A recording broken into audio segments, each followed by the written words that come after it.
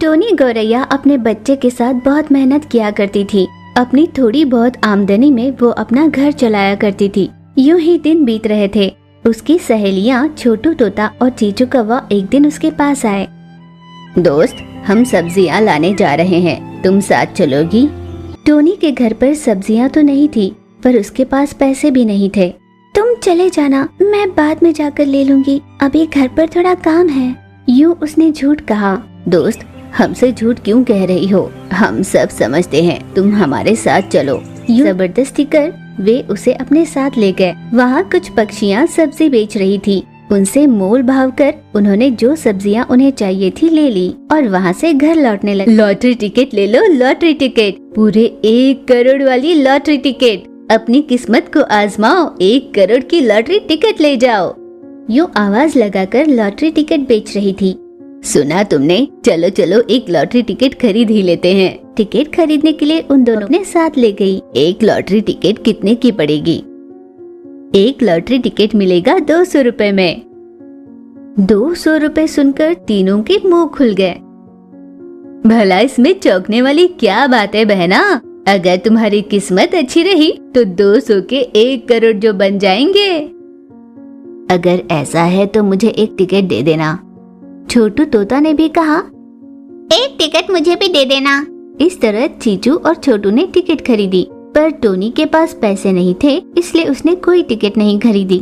ये देख उसके दोस्तों ने जबरदस्ती कर 100 रुपए देकर उसके लिए एक लॉटरी टिकट खरीदने के लिए कहा। यूं ही बीते वे तीनों लॉटरी टिकट के बारे में पूरी तरह से भूल चुके थे। एक दिन चील उनके घर पर एक बड़ी सी संदूक लेकर आई। ठीक उसी समय टोनी अपने बच्चे को रोटी बनाकर खिला रही थी। क्या आप ही टोनी हो? जी हाँ, मैं ही टोनी हूँ। आपको किससे काम है, बताइए। आपको लॉटरी टिकट में पूरे 1 करोड़ रुपए का इनाम मिला है, वही देने के लिए मैं यहाँ आई थी। क्या क्या कहा आपने? मैंने 1 करोड़ रुपए जीते? कहीं आप मजाक तो नहीं कर रहे? क्या तुम सच कह रही हो? यूं बार बार पूछने पर चील ने कहा, जी हाँ, मैं सच में सच कह रही हूँ। देखिए, अखबार में आपका नंबर भी छपा है। टोनी के खुशी का ठिकाना नहीं था। ठीक उसी समय चीचू और छोटू भी वहाँ पर आए। अभी अभी हमने अखबार में देखा, दरअसल वो टिकट हम दोनों ने खरीदा था। मैंने 100 दिए और इसने 100 दिए थे, इसीलिए इस इनाम पर हम दोनों का अधिकार होगा, टिकट लेने वाले का नहीं। टोनी कुछ न कह सकी। चील ने टोनी से पूछा, आप क्यों कुछ नहीं कह रही हैं? क्या मैं ये समझूं कि इन दोनों का कहना सही है? इस पर टोनी ने कहा, हाँ, पैसे तो इन दोनों ने ही दिए थे। साथ ही साथ टोनी ने ये भी कहा कि इनाम के पैसे उन दोनों में ही बांट दिए जाए। इससे मही चील को टोनी गौरैया के नेक दिल का पता चला। टोनी का घर देखकर भी वो समझ पाया कि वो बहुत गरीबी में जी रही है। आप दोनों ने इनके टिकट के पैसे दिए थे ना? आप लो 100 रुपए और आप भी 100 रुपए ले लो। अब इस टिकट से आपका कोई लेना देना नहीं। ऐसे मही चील ने उनसे कहा। भला ऐसे कैसे होगा? इस इनाम में हमारा भी हिस्सा होना चाहिए। वो तो ये टिकट लेने के लिए तैयार ही नहीं थी, हमारी वजह से ली उसने। मान लो फिर भी अगर वो टिकट न लेती तो तुम दोनों को कहाँ से मिलता इनाम? टोनी गौरैया ने टोकते हुए कहा, आप 1 मिनट के लिए रुक जाइए। मैंने कहा ना आपसे कि मुझे पैसों की जरूरत नहीं। आप इन दोनों में पैसे दे दीजिए। मैं चाहूँ तो नंबर कभी भी बदल सकती हूँ, जिन्हें देना चाहूँ उन्हें दे सकती हूँ, पर इन दोनों को आधा आधा इनाम मैं नहीं देने वाली। तुम्हें अगर ये पैसे रखने हो तो कह दो, वरना मैं तुम तीनों में से किसी को भी नहीं दूंगी। किसी और का नंबर चुनकर मैं उसे ये 1 करोड़ रुपए दे दूंगी। आप ऐसा कैसे कर सकती है? ये पैसे आप इसे ही दे दो। चीचू कौवा के साथ छोटू ने भी यही बात कही। अब आए ना रास्ते पर। ये कहकर चील ने टोनी को पैसे दिए और वहाँ से चली गई।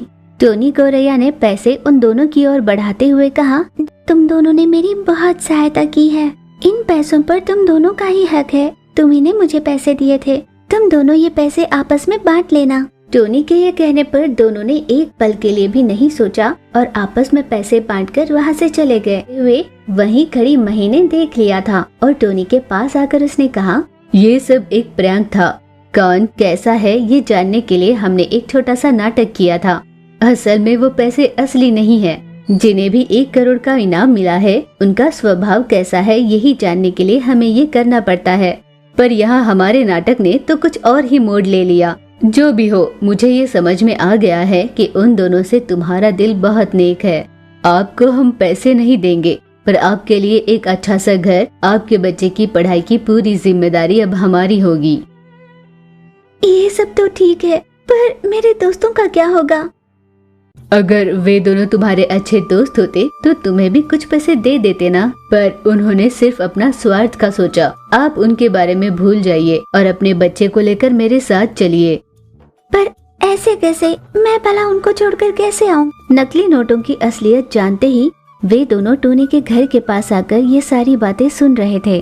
टोनी की कही बातें सुनकर उन दोनों को उस पर बहुत दया आई।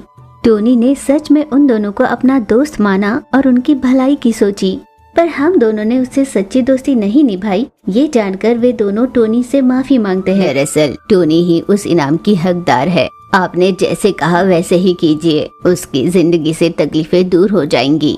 इस तरह टोन करने की विनती की। मही ने जैसे कहा था, सच में टोनी का बहुत सुंदर सा घर बन गया और उसके बच्चे की अच्छी स्कूल में पढ़ाई भी शुरू हो गई।